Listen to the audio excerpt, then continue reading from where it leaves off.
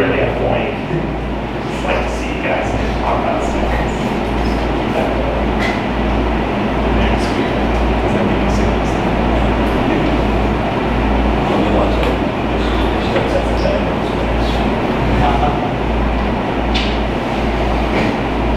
Okay, we're going to turn it in a minute, and then I'm going to review the questions. I don't know what the answers are.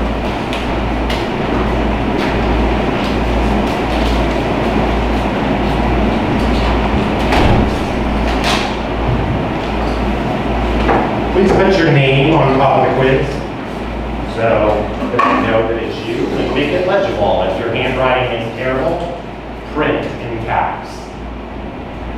That's why my handwriting changes sometimes. My handwriting's more like that, it's even messier. That's like training. So, do it for you, you can do it for me too. At least put your name. Okay, turn it up. And forth. You can turn them over if you want. If you feel proud, you can keep them face up. And everybody, my solution. Look at how amazing this is. Thank you. Thank you. Thank you.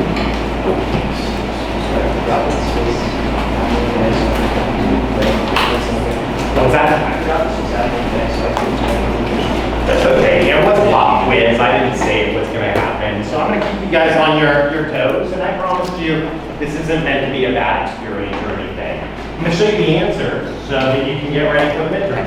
And so by being here and shocking the system, I kind of know the things that I messed up are the things I remember the best. So I want to give you that experience, especially on some of this stuff that I want you just to get on the right track.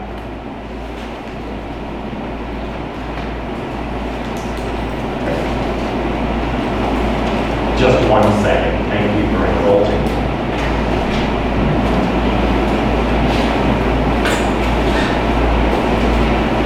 Okay, I'm glad I asked this question.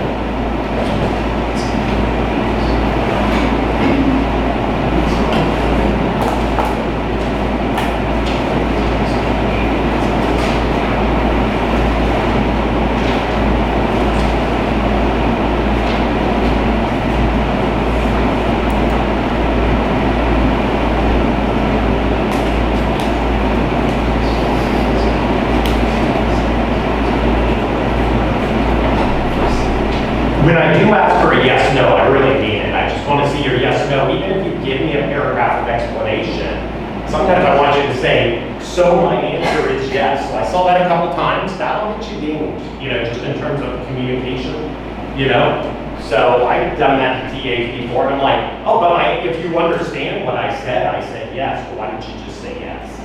I'll mark you off 5 more points if you keep bugging me. I won't say that to you. I want you to understand the material. That is the objective. And if you get there, you may. So if you are on track, you're turning everything in, attending these things, and you get there eventually.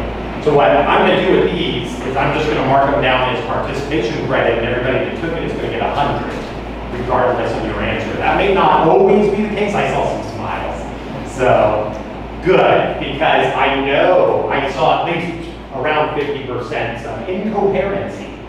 What I mean is that you're not being rational. You're not following rules of math. So if you say yes here, you have to say yes here. And if you say no here, you have to say no here. That's at least rational. You're allowed to have your own opinion on something. So I may have said, yeah, sure, I like this. This right here is because it's shifted variant. Shift or location. These are synonyms. I just say that, I like that. I don't want to encode information in my prior about the shift, and we've already seen that. So I slide that distribution back and forth, both. So I've got a mathematical property. What do I mean?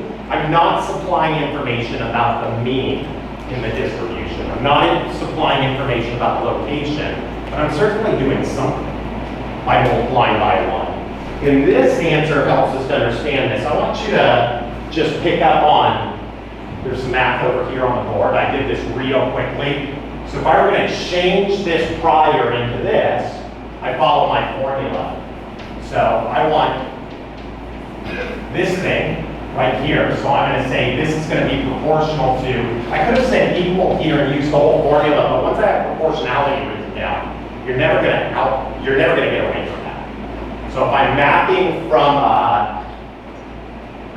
infinite field, so I'll say something non-compact, something that goes forever, and then I map into another infinite place, it's going to be an improper prior every single time. Now there are ways to transform things from one dimension like that into two dimension and turn it into like a circle or something like that. And those of you that are in engineering, you probably do conform things like that. Or Fourier series do that. So they turn things into circles. So that's the math right here is I look at my distribution for whatever mu was. We've got this one written down. I can put a mu over here just to be more specific and more specific. Just as I have two pi functions sitting there, let's be more specific. So what I'm going to do is G inverse lambda, and then I'm going to take the derivative. Room. Then I'm going to take this derivative, G inverse lambda.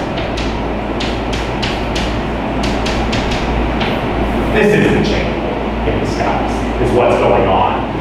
Transform everything. This is transformation of variables, aka U subs in your first calculus class. Your first calculus technique was probably U substitutions. So I just follow the math real quick right here. Let me just fill in what this says. This was 1, so it doesn't even have an argument for mu in here. So everywhere I'm going to substitute rewriting of mu. So I wrote down, this is my transform right here. So that's my function of mu, and I call that arbitrarily lambda. And so I'm going to invert it. It's this. So I solve for lambda right here. And what I'm going to call this right here is G inverse lambda. So it's my inverse function, but I've re-encoded it in terms of lambda right there. So that's what the inverse function is. It's a reflection through the 45-degree line. That's what they taught me in high school. It was that back then. It's this now. But all I ever do is I just solve for the other variable and then re-encode it. And so we'll just finish writing this. So I'm just looking for mu written in terms of lambda. That's whatever that function is. And I've got some funny notation. That's a function of lambda, it's just the inverse function. So I'm going to take the derivative of 1 over lambda, d lambda. I can never remember what the quotient rule is, or anything like that. So I like to do, write it just like that. I can use my polynomial rule. So this is 1 times minus 1 lambda minus 2. This right here is 1 over lambda. This is that. They're the same exact things, just written differently. They're measuring the same things, just on a different scale. In the parentheses instead of your prior, is that G inverse lambda or G inverse omega? G inverse lambda. That same function goes into both places. So I just looked for wherever mu was in this function, I didn't see it, so I didn't have to do it. So that's it. These are the same. These are equivalent. And I could see the faces last time when I did it with variance and we were doing the transforming. I'll do it again today with precision. The variance standard deviation, we would have just had to take a derivative of 1 over sigma squared inverse, and everything would have worked out just fine. So it really was a very similar sort of calculation. We'll do another similar one, but these are equivalent. So it's very similar. It's very, I'm going to say it's exactly the same to me as if somebody said, let me make sure I get this right. Bear with me. 54 plus 32, still have to do these things. 86. So I'm going to say this.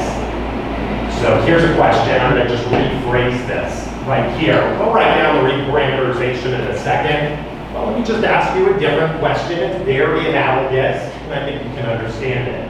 So do you like the temperature 30 degrees centigrade? Let me ask this other question. Do you like the temperature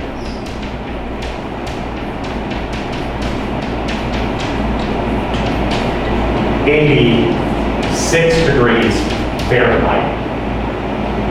I know that one of these goes over there, but I don't remember which one it is. So, which one do you like better? Do you like 30 centigrade or 86 Fahrenheit better? The formula is what I just did. So multiply by 9/5, which is 1.8. So how do I do it? I multiply by 2 and I subtract off the 20% by moving that decimal point. So 20 times 2 times 30 is 60 minus the 6, which is my 54, plus my 32 back, 86 degrees Fahrenheit. So if I say yes to this, and I understand these are a one-to-one with each other and they mean exactly the same thing, then I say yes to this. And the same thing happened with probability transformation. So if you didn't know what that was, when you're transforming, you're just putting things on different scales. I'll say that, but when you scale something, it means multiplication. So I transform it, but in a one-to-one way, so I can recover the information no matter how I want to think about things. So if I'm going to rewrite this likelihood, it's pretty easy. All I have to do is just throw in my lambda, which was my 1 over mu. I can rewrite that. And everywhere I see mu, I just put a 1 over lambda. And that's the thing. Done. Haven't changed the function. Just keep in mind where the likelihood comes from, how we understood this concept. I talked about a sampling distribution. So let me just write this down, some sampling distribution, and we can keep it in mind. So I got some sampling distribution in mind. I center it usually at what I call mu, right there. It's got some scale. It's that thing in my picture. I don't want to talk about it. That's why it's fixed. It's just some number floating around. The scale's not going to change. This thing's right here. And what I'm going to do when I collect my xi's from this normal distribution at mean mu variance sigma squared over n, if you'd like, I'll just do that. A lot of times I think the square root. Be careful when you're coding this up on a computer because different people understand that argument differently. If you don't know what I'm talking about, no problem. You spend 20 hours on your dealing with gamma distributions or exponential distributions and not knowing what's wrong with your code. You have something flipped upside down, you don't know about it. This is the sampling distribution. So I'm going to sample a heck of a lot of x's out of this. So I'm sampling most of them closer to the middle, and I'm sampling some of them, and I'm getting a vector of x's. Yes, please. So are we going to deal with when G of E was in one-to-one all this class? I already did. I dealt with it. It's a mental thing that I get to deal with instantaneously. Break it up into one-to-one regions. So if I have a function like this,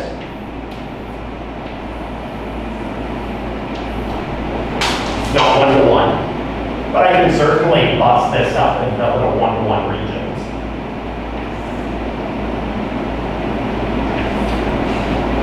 And I can deal with things in sets. Invert that. In this region, I'll do it a little bit differently. In that region, I'll do it a little bit differently. So that's what you do. And that's the only way to do it. If it's not one-to-one, when you transform, you're going to get a set of equations. Your sets are going to be defined by how you split things up into one-to-one regions. So that's what you do. That's kind of cool. So real easily, if you know how to do it for one-to-one functions, the hard bit is figuring out the bounds, but that's problem dependent. And I can imagine that can be really difficult. That's always the hard part of those calculus problems. When I have to break things up, I have to now visualize where the break points and where the non-one-to-one-ness happens. And anybody that those were the problems that when people came into my review sessions back when I was at GTA and they asked me questions like that and they were complicated, those were the ones I could get wrong and say, you gotta come back tomorrow, I don't know what I did wrong. And it's always, I misidentified where the bounds of integration were. So that sort of thing. Same mistakes I used to make, mistakes I still make, but I know I'm about to make that mistake, so be careful. I'll tell you how to do this computationally where you don't have to think about it at all. So we'll address that when we get into Monte Carlo. So you just break it up into one-to-one sections.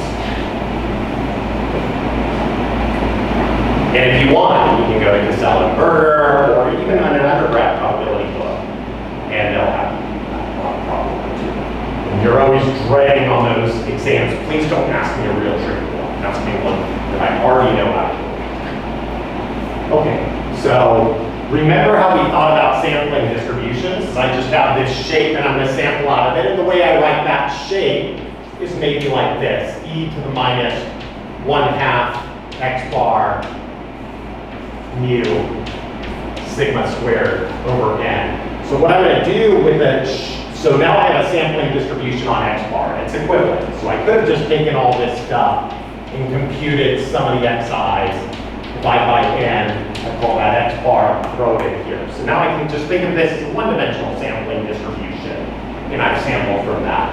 So I apologize for my picture. This should have been sigma. I sampled a heck of a lot of times out of that, or I could have equivalent sampled out of one normal distribution one time and call that x bar, and I would have to just redefine the scale of the distribution, sigma squared. So the point is that I've got x bar, and I can write down my likelihood function.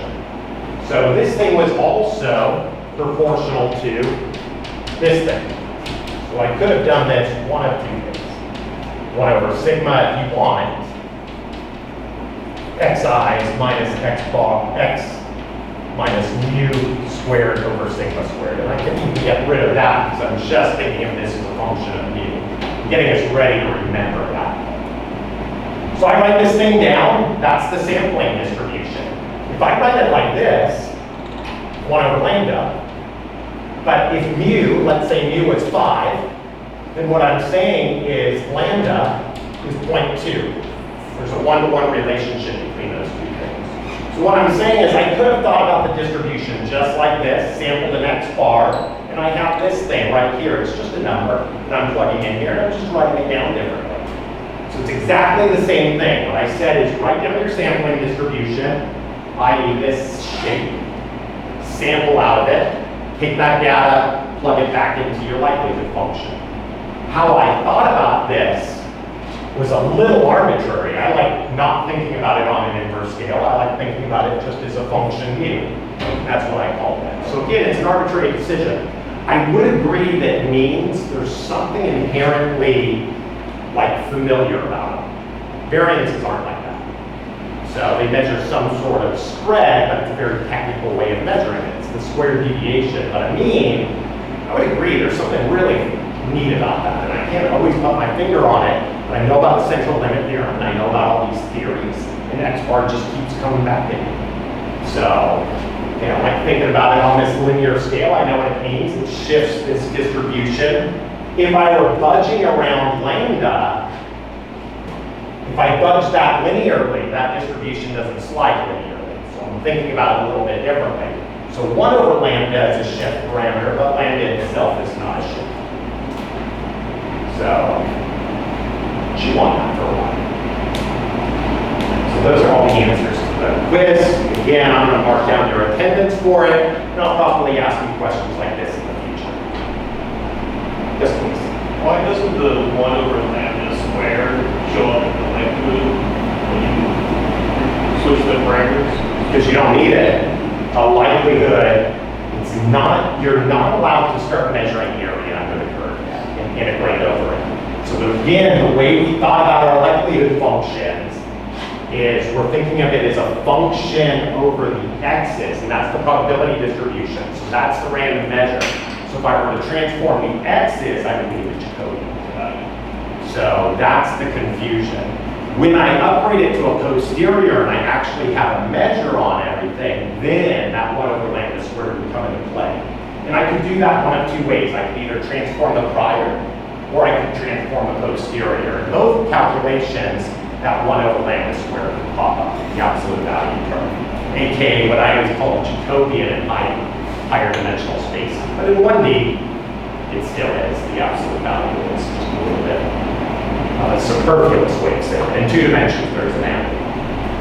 Does that make sense? So likelihoods, when you transform them, you just do it. Because it's the same sampling distribution. You didn't change this shape by doing it. I just decided to call this thing 1 over lambda all of a sudden. But the point is that that location is exactly the same. So this thing is still 5, and I could think about 5 like that if I wanted to. So it's my arbitrary choice, just like Fahrenheit and Celsius. Even more arbitrary is the Celsius scale. Or sorry, the Fahrenheit scale. Celsius makes sense. Those of you that know what 0 and 100 mean, boiling and freezing, you'll understand that. You might ask the question, why do we even think about Fahrenheit? Does anybody know? You guys teach me this stuff all the time. It's kind of like how do you feel about things? Celsius is how water feels. Yes, yes. That's a good way to say it. So actually, water doesn't feel any particular way, but I get what you're saying. So it's a 1-to-1 mixture of salt and water as it's freezing and boiling temperature, which is supposed to be more akin to your body temperature. So Fahrenheit did this for us. It's really silly, isn't it? Super arbitrary, and we ended up getting 32 and 212, and everybody said, sure. So what Americans usually say is England did it first, but England finally has switched over. But they'll do both. So, okay, enough nonsense. 1-to-1 stuff means that you're conveying the same information, it just doesn't maybe look the way you're used to looking at it. Let's do the same thing with variance. And that's really my motivation, but I wanted to talk through the mean a little bit more. I also want to just point out, just real quickly, when I'm writing down the normal distribution, if I have a standard normal,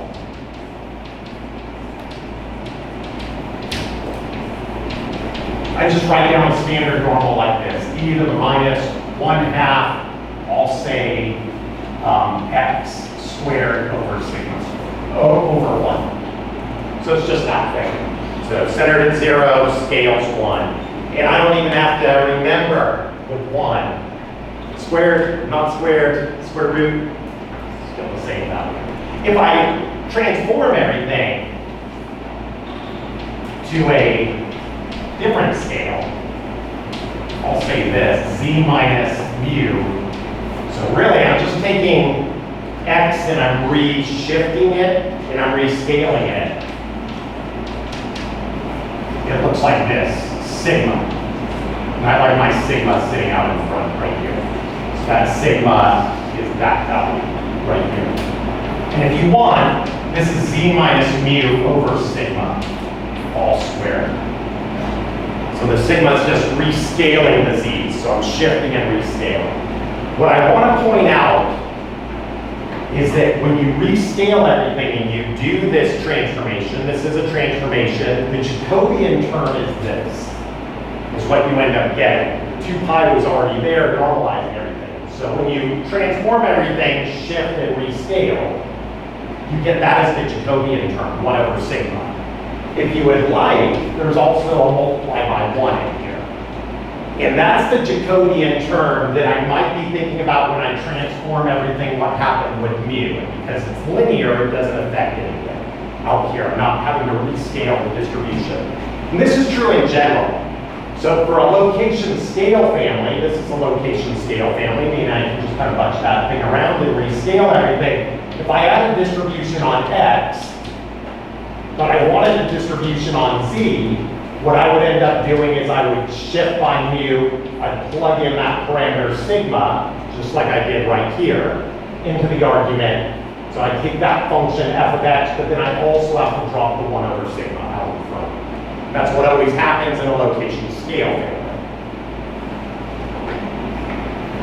So that thing is magically reappearing. And if you like, multiply by 1, and that's how we're readjusting this problem with respect to mu, and this is how we're readjusting everything with respect to sigma. So what I said before is this was the location invariant prior.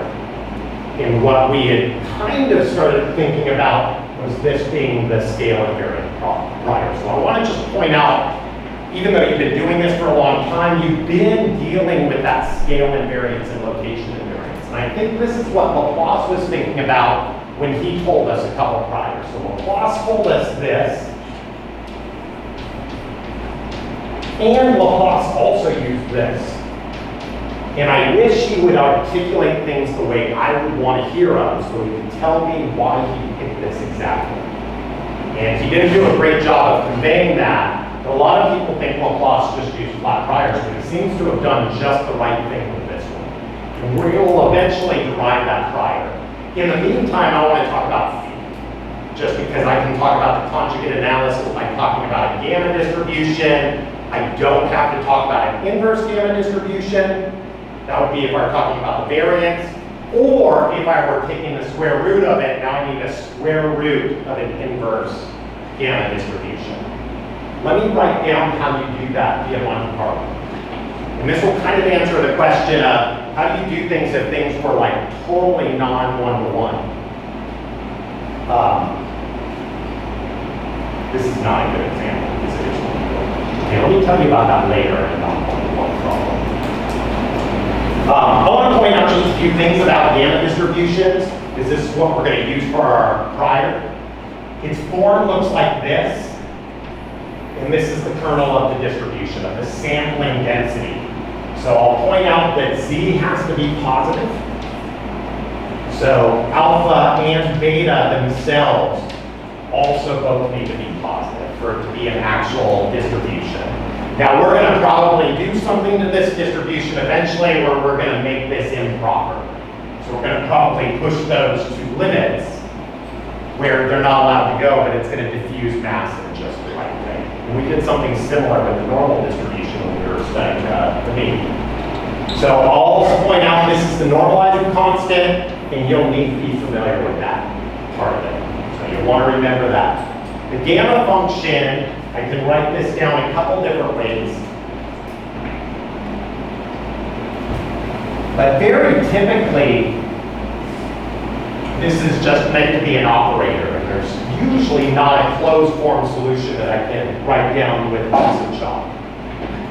So gamma alpha is just this thing.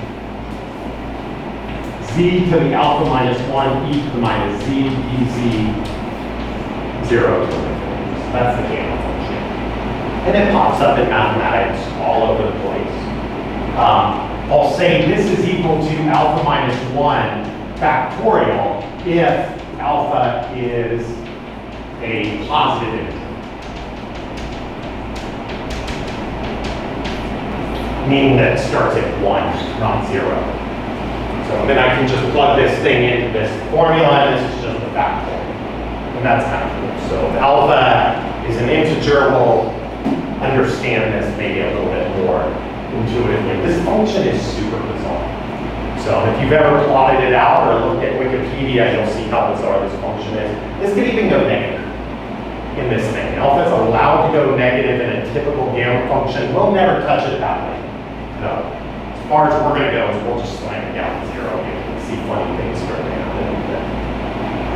So if you want to just work out the normalizing constant, if you just scale z by beta, you're going to get the beta raised to the alpha in the Jacobian, and that will pop up there. That's where that comes from. So this distribution, we could simulate it and look at it, but it's positive. I'll say this is z, this is f of z. Given my parameters that define the distribution, before I plug in these numbers, it's a collection of distributions. It's a full family. It's an infinite collection. And it can look like this. It can look like this. It can look like this. And it can do things like this. So this distribution can get pushed up against this boundary. As these numbers get bigger and bigger and bigger, this thing will pull over. So I should say as alpha gets bigger compared to beta, it'll start to pull over, and if I keep increasing those numbers, it'll start to look more and more normal. That's a property of the exponential thing. And so if you ever take a hierarchical modeling class or something like that, it'll probably start off.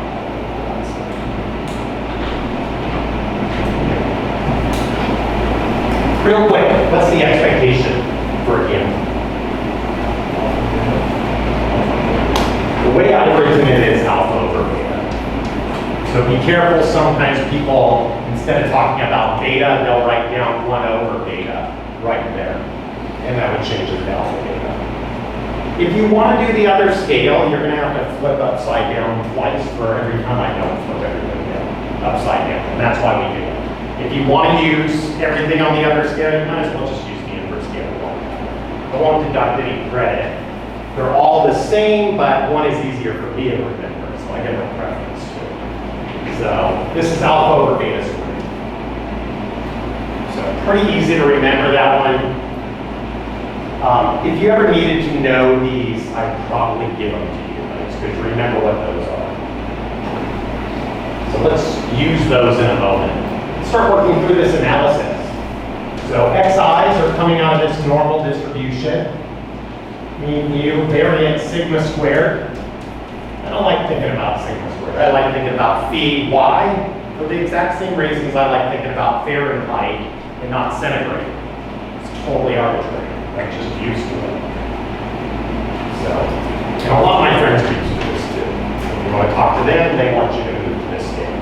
I will tell you something about high dimension on this scale. I think there's a lot more information in precision matrices than there are in covariance matrices. And so later in this class, we'll get a glimpse of that. I get in data points, and everything's IID in this problem. So I want to do inference on phi. And it doesn't matter when I switch this over to phi or sigma squared. If you like to write this down with the sigma squared event initially, go ahead. It doesn't matter when you make the switch. But when you make the switch, make it everywhere and be consistent about it. So this is going to just be proportional to. I'll get rid of the root 2 pi because that never helps us with anything. But if I forgot about that sigma, I'd be in trouble. And I probably want to write this the same way I wrote it here. So again, notice I'm willy-nilly just transforming this thing, and I'm being consistent about it. So we do that all the time. Squared over sigma squared. So I can write that whole thing out, and I like to write it this way. I don't have a great reduced way to write this down until we get through homework 2. We might do that sometimes. So you can rewrite everything in terms of s squared, but I'm going to have you derive that in the future homework. And so this looks like this, and I'm just going to make my switch. 1 over phi.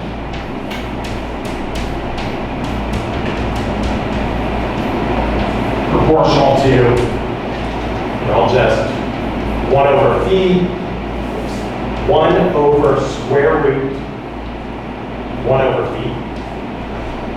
So right there. So I didn't do anything fancy. E to the minus 1/2 times phi xi minus mu squared. So went up there. I already flipped that one upside down. So let me just rewrite this. This is going to be phi to the 1/2. Is this whole term? Better way to write this. This is 1 to n. So this looks like this. D to the n over 2. E to the minus 1/2.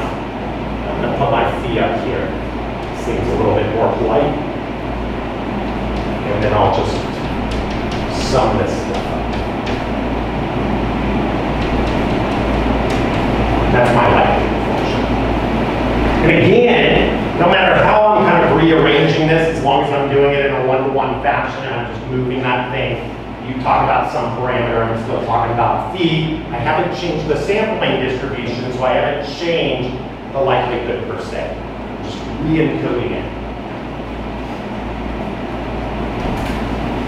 Then I stare over at this thing, and I recognize what might be conjugate.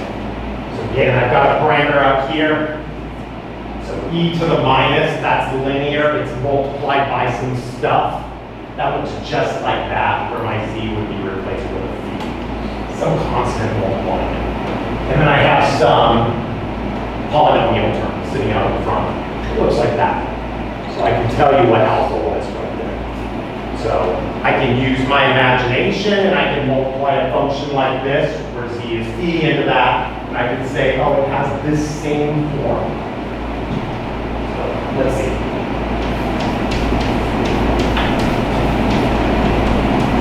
Form the posterior, we're conditioning on mu here. This is going to be proportional to likelihood times likelihood times my quadrant. I probably should be polite and tell you about my hyperparameters in this.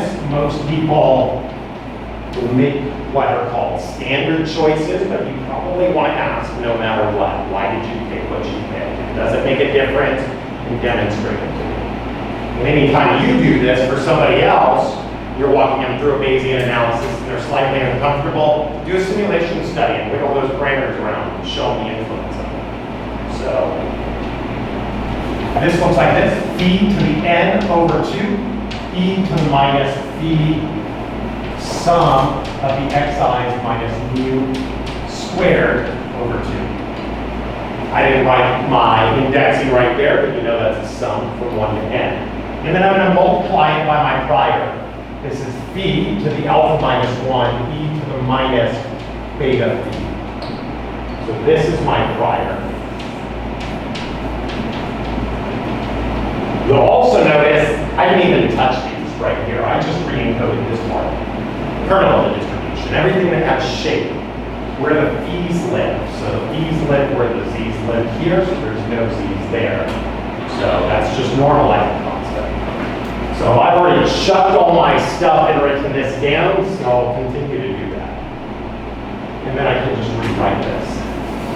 This is going to be phi to the n over 2 plus alpha minus 1. I like that minus 1 sitting there from the prior, because it's going to help me identify the parameters in the posterior. They're all things that are tucked over from that minus 1. E to the minus, I'll write it down like this. I'll put my phi over here. Phi, it doesn't matter if you interchange those, flip them around. Everything is just scalar. Sum of the xi's minus mu squared over 2. That's my minus half that I have to pull out, plus beta. That's my posterior distribution. So to get full credit on something like this, you need to identify that distribution, tell me what it is, and tell me its underlying parameters. So if you just write this down and say that's my solution, this will be very akin to you walking up to a scientist and saying, I've done your analysis, here you go. Boom. And you walk away from them. They'll never call you again. We want them to call us back. So what we say is this is the gamma, and I stare at this thing. And just like the normal, there's a couple places that I stare for the parameters. I stare there, and I stare there. So in the normal, we unfolded the normal and unpacked it, and we looked at the quadratic term and the minus 2 linear term. This problem's easier because they're just right in front of me. So it's that thing. I usually call this alpha tilde, my updated parameter, and I usually call this beta tilde. So I'd say alpha tilde, beta tilde, where alpha tilde is n over 2 plus alpha. And then my beta tilde is sum of the xi's minus mu squared over 2 plus beta. And I can start trying to do a sanity check on this distribution to see, does that make any sense whatsoever? We've got 2 minutes. So even though I try to tell you guys don't just think about means, I'm human too. That's the first thing I think about. So So I even tell people all the time, variance is the much more interesting thing in an analysis. And I'm going to look at mean, and then I look at variance, and I reestablish what variance is equal. But if the distribution is concentrated, then maybe the mean means something. So if I wanted to do a posterior expectation, knowing these two parameters and knowing those formulas over there, very helpful. This is why a conjugate analysis is appealing, is that if I already know things about the prior, I can use those same forms in talking about my posterior distribution. And it's just updating. And so in a sequential Bayesian analysis, all we're doing is updating the parameters underlying the distribution. And we're working through Bayes' operating system to do that. The way I like to think about it. So this is going to be n over 2 plus alpha over sum xi minus mu squared over 2 plus 8. I already want to get rid of it. So there's my answer, and I'd like to think through this. So what does this answer look like? It kind of looks like this. So remember this, that we had talked about an estimator, so some estimator. When we look at this,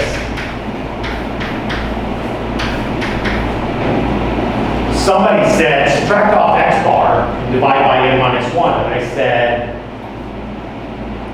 okay, fine, but reluctantly, this is a better answer. If you get to know what mu is, you just plug that in. So I could be estimating mu with x bar, but knowing mu is better, and because I don't have to estimate that, you lose a degree of freedom in this problem. I don't need to think about any of this. This is just what the solution kind of looks like. But I've done everything on the precision scale, so I flip everything upside down. And so if alpha and beta were both 0, this solution looks a lot like that solution. The 2's would cancel each other, and I would basically have that upside down. So there's some semblance of this seems to be doing about the right thing, and my classicist friends and me will probably closely agree. Where we might be off a little bit is discussing uncertainty. So what a classicist would do is they would describe the variance of this estimator. Or if you were estimating that thing, they would talk about the variance of this estimator. And that's a harder calculation to work over. It's not just 1 over the thing, the variance. It doesn't work like that. It's much more complicated. So Bayesian isn't going to discuss that at all. They're just saying my inference is centered here, and my variance is described by this function where I plug in my alpha and my beta. And if I wanted to be even more cohesive, I'd say my whole probability distribution is described by this gamma. And so I could give you intervals based off of that. We'll talk about those later. I could give you any functional quantities of phi if I wanted to from this distribution. So there's a lot of flexibility once you're here if you've adopted the whole Bayesian thing. This doesn't necessarily look normal. So some people might be saying, hey look, that's a sum of something, but that the CLT applies, and you would be right. If all the xi's came out of the normal, CLT would eventually start affecting that. You would call it normal, and we know that takes a while. That needs to be big enough, and we don't know how big that needs to be. And the Bayesian's not going to call it normal at all. They're going to call it a gamma, but as these n starts to climb, that starts to climb. So that parameter is climbing, and as n is starting to climb right here, I have this sum that's adding positive stuff, and that's starting to climb. And so in that gamma is limiting to that normal. So eventually my asymptotic frequentist friends and me will agree, but for small n, we might not. We also kind of see how this comes in next to the data, the alpha and the beta. We realized from our last conversations that we want those to be small, and that's as small as I can really get. We're going to come back, talk about that a little bit more, these zeros. We're going to transform this prior a little bit and think about what it actually means. We'll see that it's improper, and then we're going to try to do joint inference on mean and variance.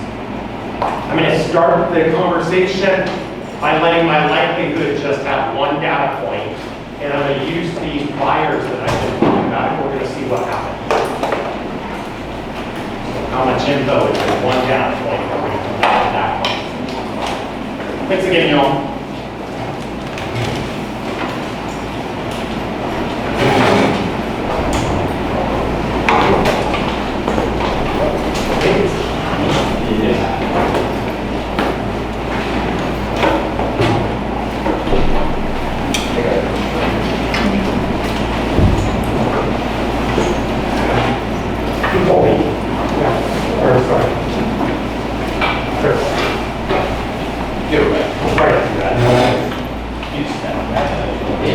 After stack push stuff around the table, we want to make a